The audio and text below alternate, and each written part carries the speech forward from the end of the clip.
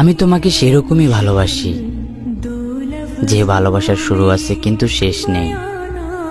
তোমাকে শুধু ভালোই বাসি না, তোমার সাথে সারাটা জীবন বাঁচার খুব ইচ্ছা আমার, কারণ তুমি ছাড়া আমার কারো প্রতি মায়া নেই। কথা না বলে থাকতে পারি না, তাই সারাদিন তোমার অপেক্ষা করি। আমার অপেক্ষার যে কোনো মূল্য নেই, সেটা তো আমি বুঝেও না বুঝার ভান করি।